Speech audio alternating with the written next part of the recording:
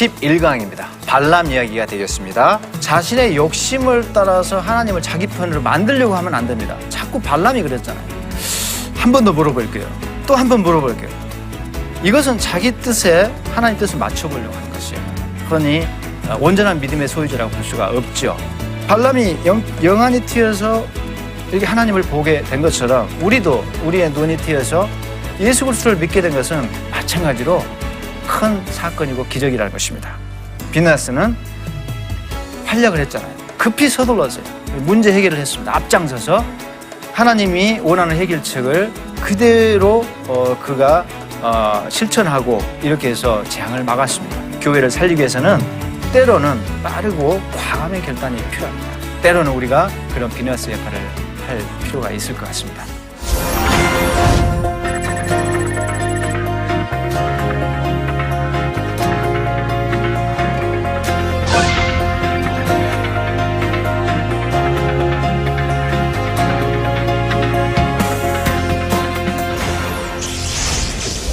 네, 안녕하세요. 김경렬 교수입니다. 어떤 분이 그런 말씀을 하시더라고요. 마치 신학교에서 심도 있는 강의를 듣는 것 같다. 은혜로운 말씀도 우리가 덧붙여야 되고 적용점도 중요한데 민수기 말씀 자체를 우리가 잘 이해했으면 좋겠다는 그런 바람이 있거든요. 자, 오늘 또 공부 시작해 봅시다. 오늘은 제 12강이 있네요. 12강 2차 인구조사와 땅에 들어갈 준비에 대해서 우리가 살펴봅니다. 오늘의 강의 포인트는 2차 인구조사, 그 결과 그리고 그 직후에 내려진 지침인데요. 땅 분배하는 방법입니다. 하나님이 이걸 알려주시거든요.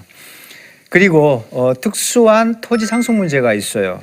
땅을 분배하는데 특별한 케이스가 돌발적으로 발생합니다. 그 문제, 슬로브앗의 딸의 땅 상속 문제입니다. 이거를 우리가 살피고 그 다음에 28장, 29장은 절기법에서 어떤 제사를 어느 정도 양만큼 드려야 되는가 하는 절기의 제사법에 대한 것입니다. 이것은 레위기의 절기법을 또 완성해 주고 있습니다. 그리고 마지막에 이제 서원법이 나오고요. 서원을 어떻게 하고 또 어떻게 이행할 것인가에 대한 문제고 그 다음에 그와 더불어서 승전 규례, 이제 전쟁 나가서 승리하고 돌아오잖아요. 그럼 복귀를 할 때 어떤 절차로 진영에 복귀를 하고 그 다음에 전리품은 어떻게 처리를 할 것인가라는 그런 문제입니다. 2차 인구조사와 땅 분배 방법 살펴보도록 하겠습니다. 2차 인구조사는 제가 말씀드렸죠. 이건 중요한 큰 무대 전환이라고 말씀드렸습니다. 1차 인구조사가 첫 번째 무대가 되고 그와 더불어서 1세대가 시작됩니다.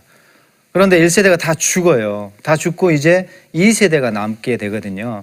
그래서 중대한 시점에 이제 가나안 땅을 진입을 앞두고 하나님이 다시 인구 조사를 이제 시킵니다. 제가 말씀드렸죠. 인구 수를 헤아릴 때는 새로운 출발을 하기 위함이다. 마찬가지입니다. 이제는 눈앞에 바로 직전에 가나안 땅을 앞두고 하나님께서 준비하라고 작업을 명령을 내리십니다. 그게 바로 다시 인구를 헤아려라 하는 것이죠. 그래서 2차 인구조사는 중대한 전환점이 될 수밖에 없습니다. 이것은 이제 바알보알 사건 직후에 이제 연병, 하나님의 역병이 발생해서 사람들이 많이 죽고 그 사건이 이제 수습이 되고 백성들이 이제 재정비를 하죠. 하나님께 매를 맞고 정신 바짝 차리고 다시 수습을 하고 재정비를 하는데 그게 바로 이제 그 맥락에서 인구조사가 이루어진다는 것입니다.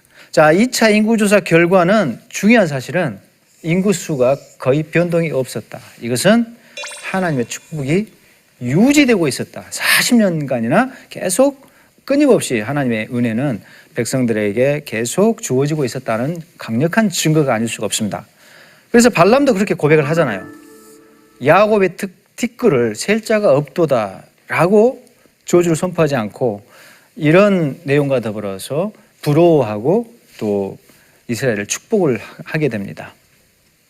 특히 레위 지파 고라의 아들들의 생존이 2차 인구조사에서 특별하게 언급되고 있어요. 이들이 살아 생존했다. 아버지와 일족들이 다 몰살당해 죽었는데 아들들의 일부가 하나님의 말씀을 두려워해서 피했거든요. 그래서 도망을 갔어요. 순종한 것이죠. 실질적으로 이들이 나중에 후손이 복을 받아가지고 고라 후손들이 성전에 음악을 담당하는 레위지파 봉사를 하고 여러 시편을 작성을 합니다. 그리고 재미있게도 사무엘도 고라 후손이라는 것입니다. 순종한 백성들에게 대타 역사지만 대타로서 제사장 역할을 하도록 임시적이지만요 그런 축복을 또 주는 장면을 볼 수가 있습니다. 고라 후손들이 받은 축복이었습니다.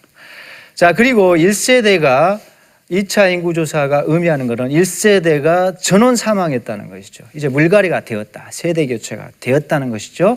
민수기 14장에서 이미 정탐꾼들이 돌아와서 보고대를 할 때 10명의 정탐꾼의 선동에 합류해서 모세에게 반항하고 하나님을 불신하고 땅에 못 들어간다고 하니까 그때 너희들이 한 명도 땅에 못 들어갈 것이다 라고 하나님이 심판을 내리시거든요. 그 예언이 성취가 됩니다. 그때 이미 여호수아와 갈렙만은 그러나 그들이 땅을 받는 축복을 받을 것이다 라고 하시죠.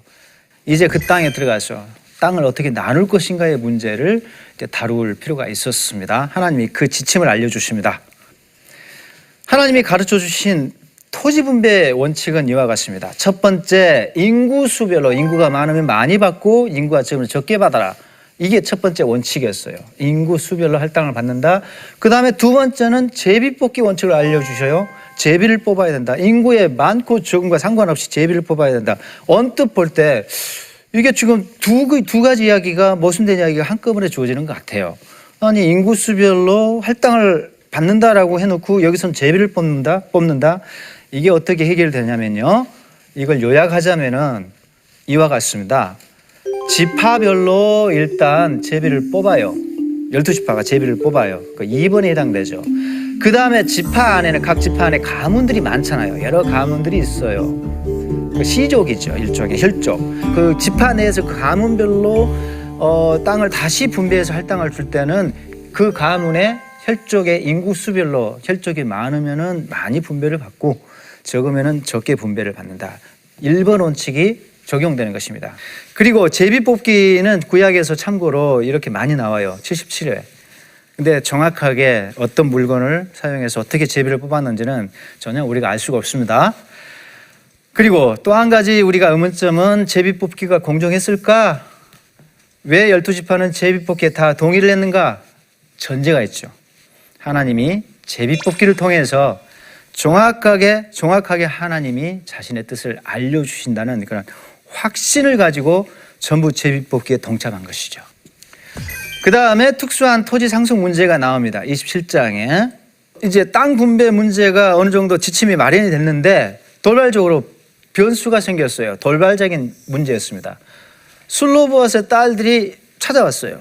아버지가 죽으면 아들들이 있으면 돼요. 근데 묘하게도 이 상황은 아들들도 다 죽고 딸들만 미혼, 아직 결혼하지 않은 딸들만 남은 거예요. 그럼 딸이 토지 상속권을 가질 수 있느냐에 대한 문제를 제기를 한 거예요. 그래서 우리는 어떻게 합니까? 해결해 주세요. 이 경우 토지는 누구에게 돌아가야 됩니까? 라고 하니까 하나님이 해결책을 주셔요. 자, 토지 상속의 원칙이 이와 같다라고 알려주시는데 아버지가 사망해서 아들도 없으면 슬로바스의 딸의 케이스죠. 그러면 딸들이 상속권을 가져야 된다라고 말씀을 딱 처음부터 정답을 주셔요. 딸들도 상속권이 있다. 근데 만약에 딸도 없으면 어떻게 되는가? 무자녀로 죽었어요. 자녀가 없이 그 집안이 싹 죽었어요. 싹 사라졌습니다. 딸마저도 없어요. 그러면은 그 아버지의 형제에게 그 땅을 줘야 된다라고 이야기를 하고 있습니다. 우리를 기준으로 하면 삼촌이죠. 아버지 형제도 없다. 그런 경우가 있을 수가 있죠. 그러면 그 아버지의 삼촌에게 간다는 것이고 아버지 삼촌마저도 없다. 그러면 가장 가까운 친족에게 그 땅이 돌아가야 된다. 이게 무슨 말이냐면 그 가문 내에서 그 혈족 내에서 이 땅이 관리가 되어야지 다른 집안으로 넘어갈 수는 없다라는 것을 분명하게 이야기해 주고 있습니다. 근데 만약 이런 경우가 있을 수가 있잖아요. 딸들이 다른 집안으로 1번인데 딸들이 다른 집안으로 시집을 가요. 그러면 다른 집안 사람이 되거든요. 그러면 그 토지는 누구에게 귀속되는가? 자, 이런 문제가 나중에 또 돌발적으로 튀어나옵니다. 이게 민수기 맨 마지막 장에서 하나님이 또 해결책을 주십니다. 자, 여호수아 후계자 위임식이 이제 진행이 됩니다. 장소는 아바림산 어느 정상이에요. 성경에 이제 나와 있죠. 2차 인구 조사가 끝나고 땅 분배 문제가 이제 다 해결되고 난 다음에 이제 하나님이 모세 후계자를 임명을 하십니다. 자, 여호수아는 이런 사람이었어요. 그 안에 영이 성령이 머물러 있는 사람이다. 성령의 사람이라는 거죠.